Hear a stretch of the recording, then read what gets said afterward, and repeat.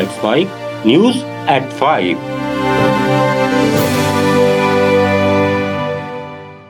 नमस्कार, let's mic में आप सुन रहे हैं न्यूज एट 5। बुलेटिन की शुरुआत हम करेंगे आज की सबसे बड़ी खबर से, फिर जानेंगे देश, दुनिया और आपके अपने राज्यों तक की बड़ी अपडेट्स। सुप्रीम कोर्ट ने दिल्ली एनसीआर में आवारा कुत्तों पर फैसला सुना दिया है। जस्टिस विक्रमनाथ की बेंच ने कहा कि पकड़े गए कुत्तों को नसबंदी और टीकाकरण के बाद छोड़ा जाए, सिवाय रेबीज से संक्रमित या आक्रामक कुत्तों के। 11 अगस्त के आदेश जिसमें कुत्तों को छोड़ने पर रोक थी, उस पर रोक लगा दी गई। सार्वजनिक स्थानों पर कुत्तों को खाना देने की मनाही है, इसके लिए अलग स्थान बनेंगे। याचिकाकर्ता ननिता शर्मा ने इस फैसले को संतुलित बताया। ऑर्डर दिया है, बहुत बैलेंस्ड है, इसके अलावा कुछ हो नहीं सकता था। देखो, हमको दोनों पक्ष देखने पड़ेंगे। तो दोनों पक्ष ये थे कि जो डॉग लवर्स हैं उनका भी सारा काम हो जाए और जो थोड़ा सा डरते हैं डॉग से उनका भी काम हो जाए। तो आज मेरे हिसाब से it's a very very balanced order, अच्छा ऑर्डर है। उन्होंने ये कहा है, और सबसे बड़ी बात, उन्होंने सारे स्टेट्स को इन्वॉल्व कर दिया इसमें, सुओ मोटो, कि सिर्फ दिल्ली नहीं है, this will cover all the states. That's a very, very thoughtful, remark that they have made, the observation that they have made.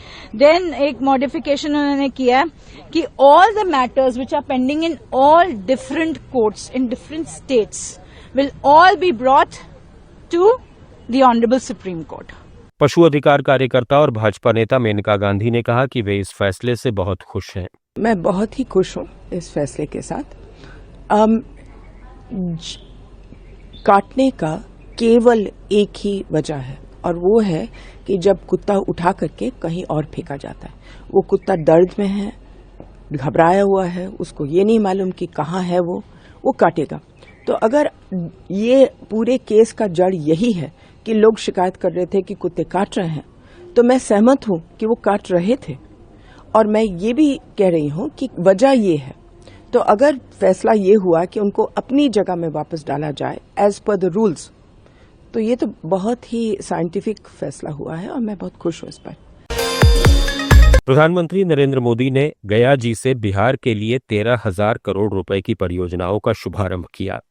Magadh university में उन्होंने कहा कि नया कानून भ्रष्टाचार पर सख्त है, जिसमें गिरफ्तारी पर प्रधानमंत्री तक का पद जा सकता है।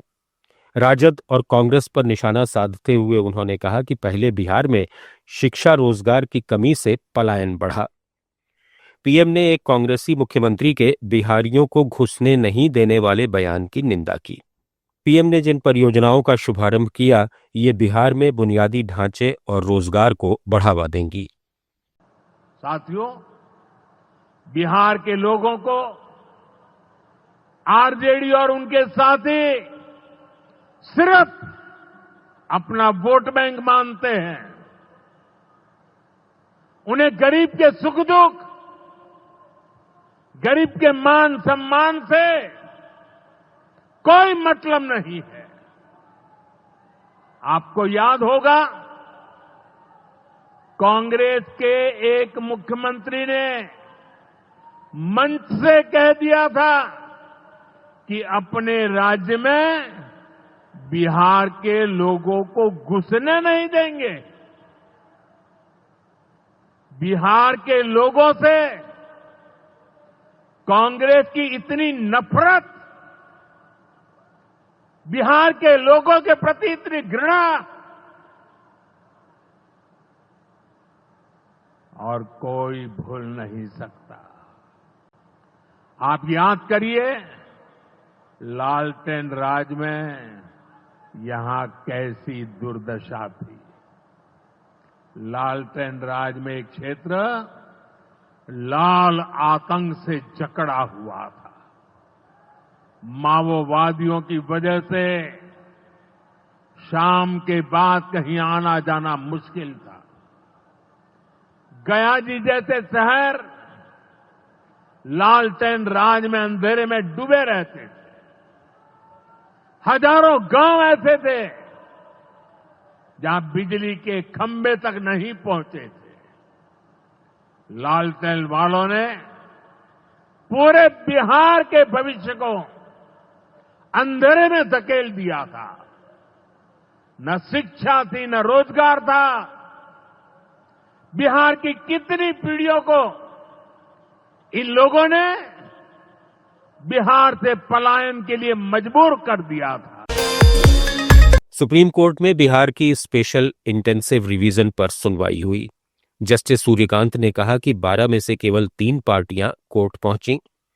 14 अगस्त को कोर्ट ने चुनाव आयोग को 65 लाख हटाए गए मतदाताओं की सूची वेबसाइट पर कारण सहित अपलोड करने को कहा था, जो अब हो रहा है। एक जनहित याचिका में कांग्रेस का रजिस्ट्रेशन रद्द करने और राहुल गांधी और मल्लिकार्जुन खड़गे के वोट चोरी आरोपों की जांच की मांग की गई।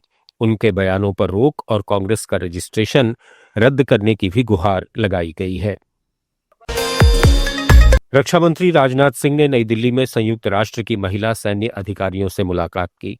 उन्होंने कहा कि 15 देशों की इन अधिकारियों की उपस्थिति यूएन के सहयोग और एकता के मिशन को दर्शाती है। शांति अभियानों में महिलाएं यौन हिंसा रोकने, मानवीय सहायता और लैंगिक समानता बढ़ाने में योगदान दे रही हैं। भारत की शांति स्थापना में महिलाओं की भूमिका उनकी ताकत को रेखांकित करती है। ये मुलाकात वैश्विक शांति के लिए भारत की प्रतिबद्धता को दर्शाती है। Great honor address this distinguished gathering of the women military officers participating in the United Nations Women Military Observers Course. The presence of officers from 15 countries across the globe here today reflects the microcosm of the United Nations and its enduring spirit of unity and cooperation. Friends, when I came to know that the UN peacekeepers are often referred to as blue helmets, I began reflecting on the color blue in nature and its deeper significance. Blue is the color of the vast sky that stretches above us all, reminding us that we share one world and one atmosphere. संसद भवन की सुरक्षा में चूक हुई है। सुबह 6:30 बजे एक व्यक्ति गरुड़ द्वार की दीवार फांदकर परिसर में घुसा। सुरक्षा बलों ने उसे पकड़ा, लेकिन कोई संदिग्ध सामान नहीं मिला। वो पेड़ के सहारे दीवार फांदकर घुसा था।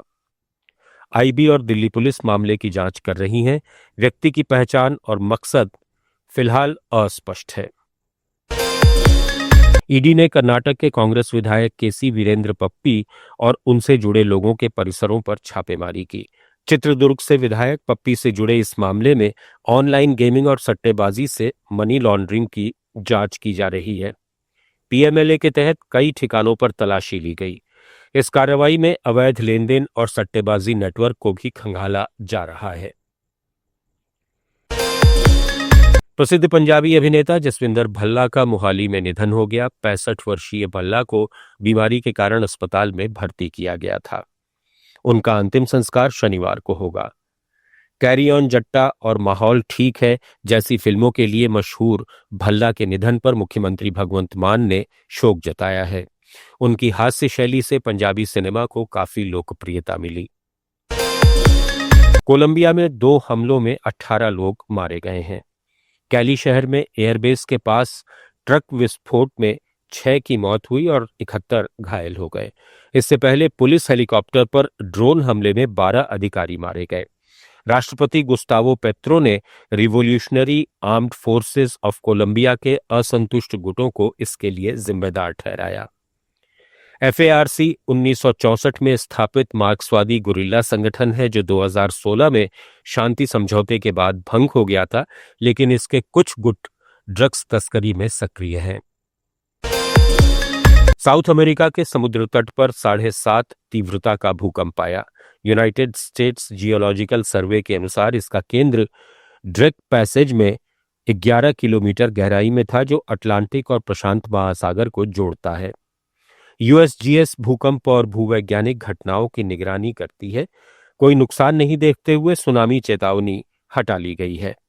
मई 2025 में भी इस क्षेत्र में ऐसा ही भूकंप आया था। यह क्षेत्र तूफानी समुद्री रास्तों के लिए जाना जाता है।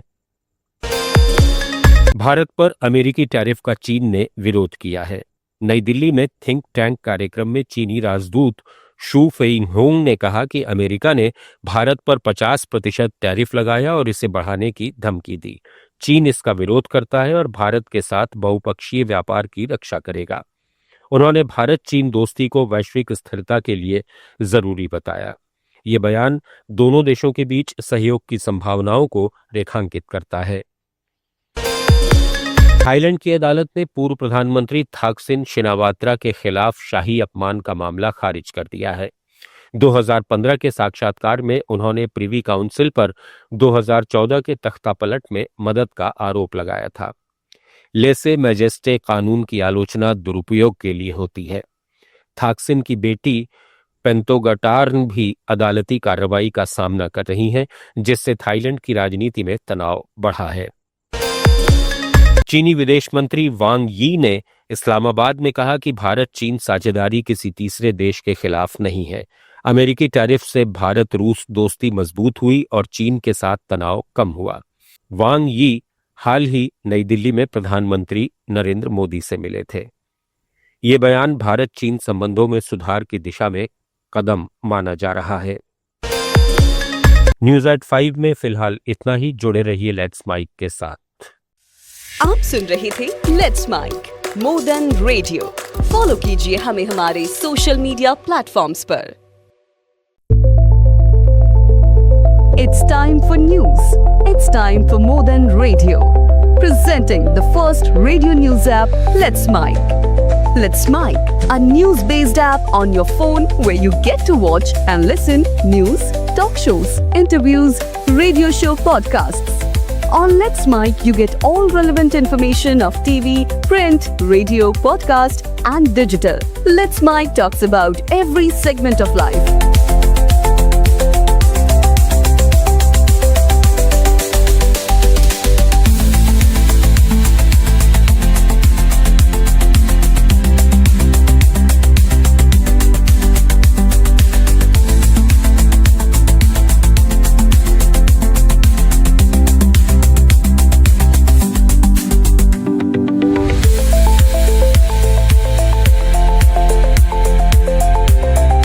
Download the app now from Play Store. Available both on Android and iOS mobile phones.